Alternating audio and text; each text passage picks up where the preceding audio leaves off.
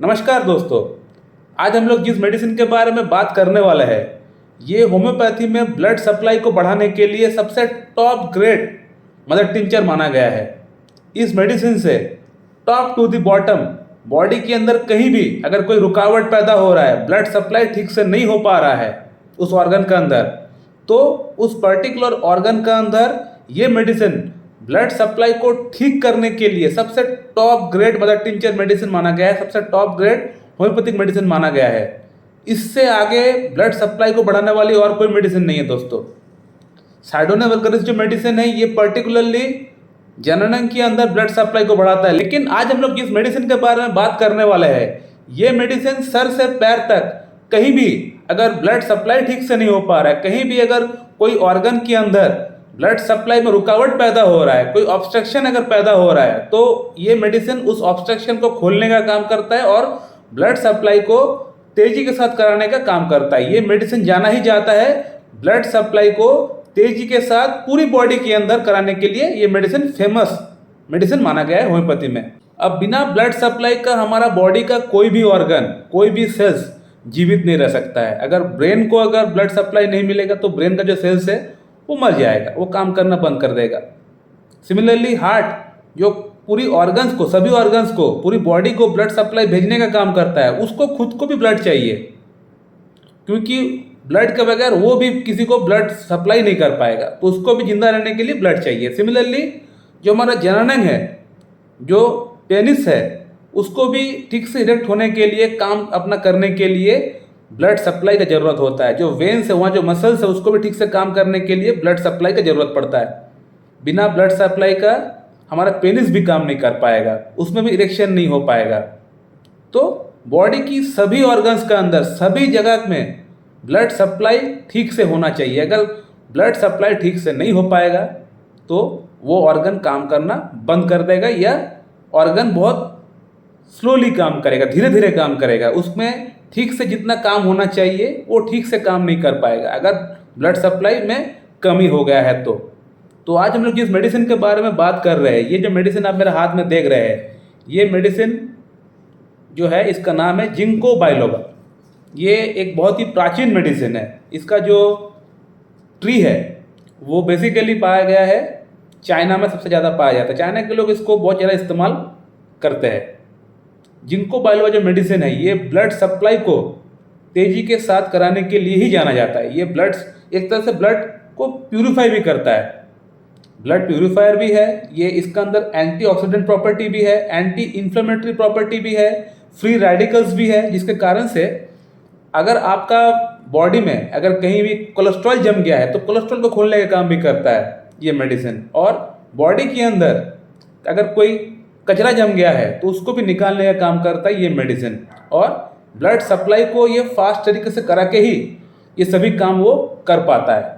तो इसका जो मेन रोल है वो है ब्लड सप्लाई को फास्ट तरीके से कराना। ये मेडिसिन जाना ही जाता है ब्लड सप्लाई को पूरी हर एक दिशा में फैलाने के लिए जाना जाता है। पूरी बॉडी के अंदर हर एक कोना में ये ब्लड सप्लाई को बहुत ही फास्ट तरीके से कराता है। अब इरेक्टाइल डिस्फंक्शन की जो पेशेंट होती है, जहां लिंग में ठीक से प्रॉपरली ब्लड सप्लाई ठीक से नहीं हो पाता है, जिसके कारण से उनको वियाग्रा टडालाफिल जो मेडिसिन है उनका इस्तेमाल करना पड़ता है।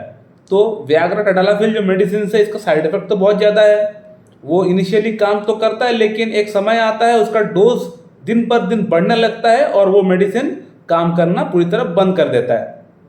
तो एलोपैथिक मेडिसिन का अलग साइड इफेक्ट है, हालांकि मैं उस पर नहीं जाने वाला हूँ आज। आज हम लोग बात करेंगे कि जिंको बाइलोबा जो मेडिसिन है ये इरेक्टाइल डिस्फंक्शन की प्रॉब्लम के अंदर किसको इस्तेमाल करना चाहिए, किसको इस्तेमाल नहीं करना चाहिए, और कैसे इस्तेमाल करना चाहिए, कितना रिपीटेशन में इसको इस्तेमाल करना चाहिए, कब तक इसको इस्तेमाल करना चाहिए, आज हम लोग इन टॉपिक के ऊपर बात करने वाले हैं। सो माय डियर फ्रेंड, अब बात करते हैं कि जिंको बाइलोबा जो मेडिसिन है ये किन लोगों को इस्तेमाल करना चाहिए। फर्स्ट ऑफ ऑल बात करेंगे किन लोगों को इस्तेमाल करना चाहिए, एट द एंड हम लोग बात करेंगे किन को इस्तेमाल नहीं करना चाहिए। तो सबसे पहले बोलना चाहेंगे कि जिंको बाइलोबा जो मेडिसिन है ये एक जनरल मेडिसिन है। इसको ऑलमोस्ट सभी लोग इस्तेमाल कर सकते हैं, कोई प्रॉब्लम नहीं होना चाहिए। और जिन लोगों के अंदर इरेक्टाइल डिस्फंक्शन की प्रॉब्लम है, लिंग में ठीक से तनाव नहीं होता है, मॉर्निंग इरेक्शन ठीक से नहीं आ पा रहा है, तो कहीं ना कहीं आपको ब्लड सप्लाई में कहीं ना कहीं प्रॉब्लम है, जिसके कारण से ही आपको ये प्रॉब्लम उत्पन्न हो रहा है। तो इरेक्टाइल डिस्फंक्शन की सभी केसेस के अंदर आप जिंको बाइलोबा को इस्तेमाल कर सकते हैं। इसके अलावा अगर आपका मन में एंजाइटी होता है, डिप्रेशन अगर आपका अंदर है, एक डिजीनेस अगर आपका अंदर चल रहा है, यानी आपको हमेशा लगता है कि आपको सोने का मन करता है, एक ड्राउजीनेस आपका अंदर भरा पड़ा हुआ है, काम करने का मन नहीं करता, थोड़ा सा अगर चलते हैं तो हाँफ जाते हैं, और साथ ही साथ बॉडी में कहीं भी आपको हो सकता है ट्रेमर्स हो सकता है, हाथ पैर में कहीं भी कपकपी हो सकता है, पार्किंसन हो सकता है, चक्कर आ सकता है। तो इसके अलावा बॉडी में वीकनेस, कमजोरी, चक्कर, नौशिया भी हो सकता है। इरेक्टाइल डिस्फंक्शन के अंदर मैंने बहुत लोगों को अपना कॉन्स्टिट्यूशनल ट्रीटमेंट के साथ साथ जिंको बाइलोबा को हमने दिया है और रिजल्ट इसका बहुत बढ़िया आता है, बहुत फास्ट इंप्रूवमेंट हो जाता है पेशेंट का अंदर। ये बहुत बढ़िया मेडिसिन है दोस्तों। अब डोजेस की अगर बात करें तो इस मेडिसिन को लगातार 1 महीना आपको इस्तेमाल करना है, 1 मंथ आपको लगातार इस्तेमाल करना है। 1 मंथ से ज़्यादा आपको इस्तेमाल नहीं करना चाहिए इसको।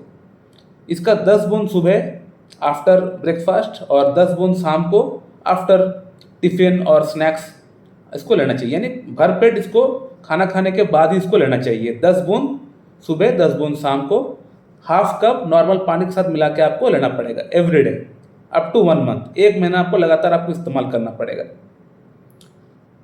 और अब बात करते हैं कि किन लोगों को ये मेडिसिन इस्तेमाल नहीं करना चाहिए। तो जो लोग पहले से ही ब्लड थिनर पे है, यानी जिनको ब्लड थिनर चल रहा है, वो लोग इसका इस्तेमाल नहीं कर सकते।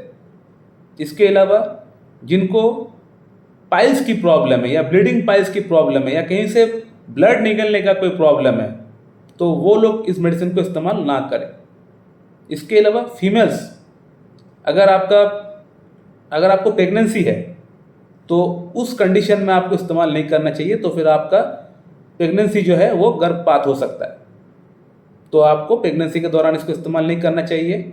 और साथ ही साथ अगर आप लैक्टेशन पीरियड पे है तो भी आपको इस्तेमाल नहीं करना चाहिए।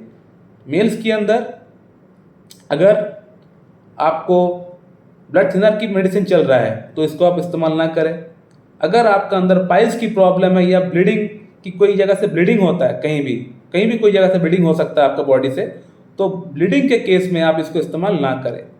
इसके अलावा स्टमक में अगर कोई प्रॉब्लम है, अगर आपको बहुत ज़्यादा गैस एसिडिटी की प्रॉब्लम होता है, तो फिर इसको इस्तेमाल ना करें, क्योंकि इससे हो सकता है आपका प्रॉब्लम बढ़ जाए।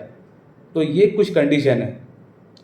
वैसे तो ये बहुत बढ़िया मेडिसिन है दोस्तों, सभी को ये ले सकते हैं, लेकिन जो मैंने कंडीशन बताया, जिन लोग को मैं लेने के लिए मना किया, वो लोग इसको इस्तेमाल ना करें। बाकी सभी लोग इसको इस्तेमाल कर सकते हैं, लेके फ़ायदा उठा सकते हैं। बहुत बढ़िया मेडिसिन है, मैंने बहुत लोगों के अंदर ये मेडिसिन को दिया हुआ है। तो ये मेडिसिन बहुत बढ़िया तरीके से काम भी करता है।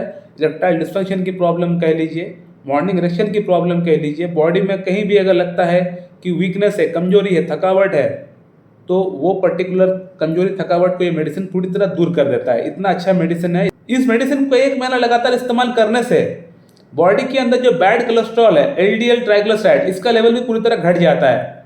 इसलिए घट जाता है क्योंकि इस मेडिसिन का अंदर एंटी इन्फ्लेमेटरी प्रॉपर्टी है, जिसके कारण से बॉडी के अंदर अगर कहीं भी अगर कोई कचरा जमा हुआ रहता है तो वो कचरा को पूरी तरह साफ कर देता है ये मेडिसिन। तो बहुत ही बढ़िया मेडिसिन है दोस्तों, इसको आप लोग इस्तेमाल करिए। जैसे मैंने बताया आप लोगों को, इस्तेमाल करके आप लोग अपना फीडबैक इस वीडियो के कमेंट उसमें कमेंट करके बताइए, ताकि दूसरे लोग भी जान सके इस मेडिसिन से कितना फायदा आप लोगों को हो रहा है। So my dear friend, thank you very much and have a good day.